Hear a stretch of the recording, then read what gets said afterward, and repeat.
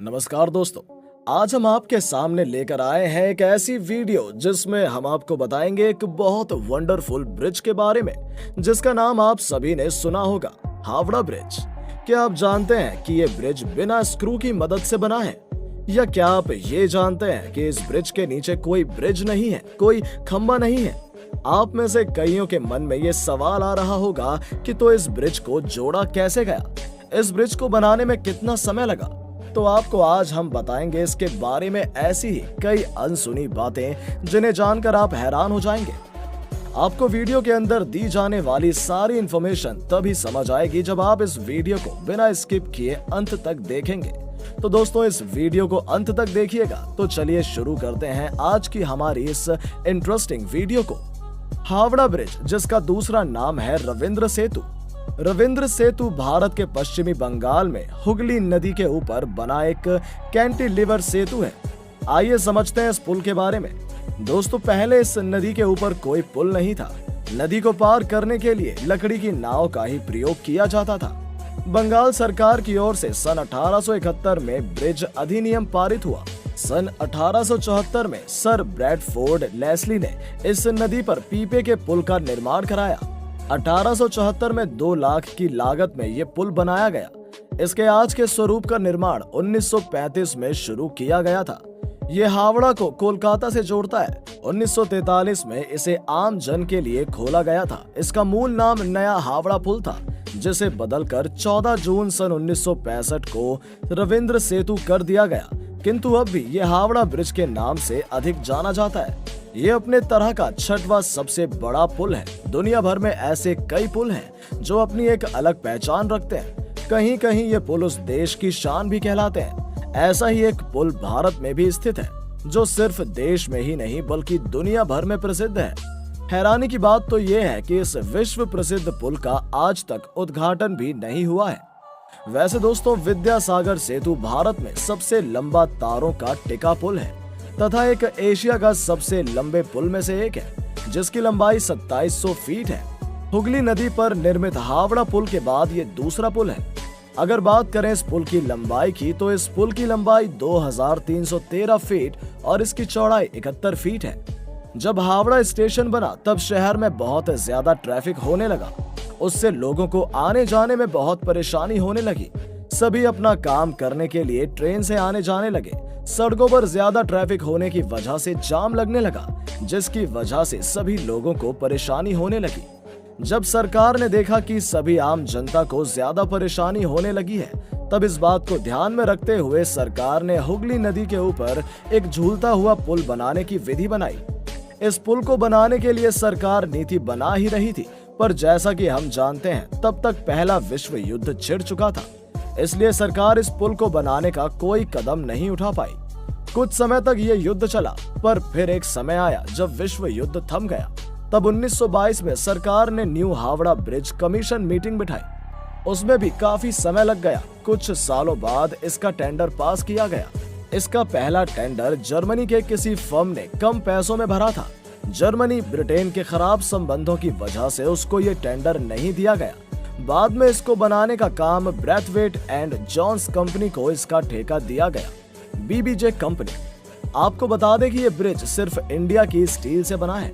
जैसा कि ये पुल स्टील का बना हुआ है और सरकार ने भी ये घोषित किया था कि ये पुल स्टील का बनाया जाए, लेकिन इतना स्टील कहां से इकट्ठा किया जाए, ये सरकार के सामने एक चुनौतीपूर्ण समस्या थी।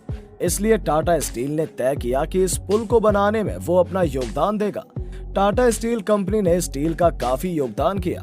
एक तरह से हम इस पुल को टाटा स्टील का भी मान सकते हैं। दोस्तों, इसके अलावा जब ये पुल बनाया जा रहा था तब ब्रिटिश सरकार ने एक शर्त रखी और सभी इंजीनियरों से कहा गया कि पुल के नीचे कोई पुल न बनाया जाए, क्योंकि उसके नीचे से दूसरी नौका भी गुजरनी थी, जिनको निकलने के लिए ज्यादा ऊंचा रास्ता चाहिए था। इस पुल को बनाने में इंजीनियरों ने सिर्फ 4 खंभों का ही इस्तेमाल किया, जो कि खुद में ही एक हैरान कर देने वाली बात है। 4 खंभों के ऊपर पुल बनाना बहुत ही चुनौतीपूर्ण था।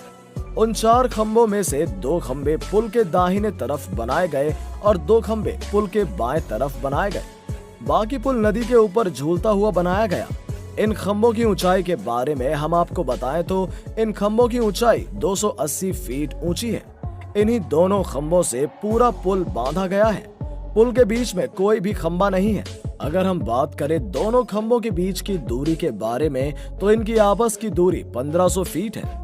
अब हम आपको बताते हैं इस पुल की और ऐसी बात जिसे सुनकर आप यकीन नहीं करेंगे। जी हाँ दोस्तों, इस पुल को बनाने में एक भी नट बोल्ट का उपयोग नहीं किया गया। स्टील की प्लेट आपस में जोड़ी गई और उसमें धातु की कीलों का उपयोग किया गया है। ये हुगली नदी के ऊपर तैरता हुआ पुल बनाने के पीछे भी एक रोचक तथ्य है। दोस्तों, अब आपके मन में ये विचार आ रहा होगा कि नदी पर खंबे वाला पुल क्यों नहीं बनाया, झूलता हुआ पुल ही क्यों बनाया गया। तो आइए क्लियर करते हैं आपके इस सवाल को। यदि नदी के ऊपर खंबे वाला पुल बनाया जाता तो जहाजों का आना जाना रुक जाता। इसी बात को ध्यान में रखकर हमारे कुछ इंजीनियर्स ने यह तैरता हुआ पुल हुगली नदी के ऊपर बनाया था। जब भारत में ब्रिटिश सरकार थी, इस पुल का निर्माण तभी से होना तय हो गया था। ब्रिटिश सरकार ने 1871 में ये एक्ट पास किया, परंतु इसका काम शुरू होने में काफी समय लग गया। काफी समय तक इसके निर्माण की कोशिश लगातार होती रही, परंतु किसी न किसी वजह से ये निर्माण नहीं हो पाया।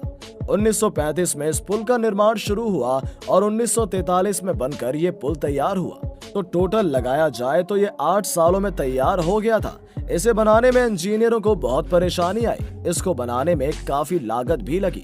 इसमें 26,500 स्टील टन की खपत हुई। अक्सर नदी में पानी भर जाने से इस पुल पर जाम लग जाता है, जिससे इसके निर्माण में काफी कठिनाई आई। ये पुल 2313 फीट लंबा है और 71 फुट चौड़ा है। जब ये पुल बनाया जा रहा था तो पहले चलने वाले व्यक्तियों के लिए भी खास इंतजाम किया गया। इसमें 7 फुट का फुटपाथ मार्ग पैदल चलने वाले व्यक्तियों के लिए बनाया गया। सन 1940 में इसको आम जनता के लिए खोल दिया गया था। इस ब्रिज पर रोजाना लगभग 1.25 लाख वाहन और 5 लाख से ज्यादा पैदल यात्री गुजरते हैं। ब्रिज बनने के बाद इस पर ट्राम भी गुजर चुकी है। अगर हम बात करें इस ब्रिज को बनाने में कितना खर्च आया था, तो हम आपको बताते हैं। उस समय के हिसाब से 2.5 करोड़ खर्च इस पुल को बनाने में आया था। ये ब्रिज इतना प्रसिद्ध है कि इसके चर्चे देश विदेश में भी हैं, क्योंकि इस तरह के ब्रिज कुछ ही देशों में बने हुए हैं। ये भी उनमें से एक है। ये ब्रिज कोलकाता की सुंदरता को दर्शाता है। यदि किसी फिल्म में कोलकाता की शूटिंग होती है तो ये ब्रिज जरूर दिखाया जाता है। अगर आप भी कभी यहाँ जाए तो हमारे बताए हुए फैक्ट्स अपने दोस्तों को या अन्य को जरूर बताइएगा। दोस्तों, इस वीडियो को बनाने के पीछे एक पूरी टीम का हाथ होता है, जिसमें काफी रिसर्च के बाद हम अपनी बात को एक वीडियो के रूप में आपके सामने लाते हैं। इसलिए हम आपसे भी उम्मीद करते हैं कि आप हमारी इस मेहनत को ज्यादा से ज्यादा लोगों तक पहुंचाएंगे, जिससे ये सारी जानकारी और लोगों तक पहुंच सके।